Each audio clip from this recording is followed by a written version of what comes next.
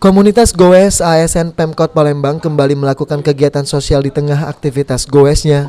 Kali ini komunitas Goes ASN bersama Sekda Kota Palembang mendatangi Kelurahan Ogan Baru, Kecamatan Kertapati untuk memberikan bantuan kepada korban kebakaran. Sekda Kota Palembang Ratu Dewa mengungkapkan bantuan yang diberikan merupakan sumbangan dari para anggota Goes ASN. Sebanyak 500 kg beras yang diserahkan untuk membantu korban kebakaran di Kelurahan Ogan Baru, Kecamatan Kertapati. Bantuan diberikan untuk sedikit meringankan beban para korban yang tertimpa musibah dan kepedulian aparatur sipil negara ASN di lingkungan pemerintah Kota Palembang kepada warga Kertapati. Kemudian dari ASN berbeda. Alhamdulillah syukur berkat dari teman-teman terkumpul 500 gram beras ditambah beberapa kardus mie dan ditambah langsung oleh Kacamat, tokoh masyarakat, tokoh agama.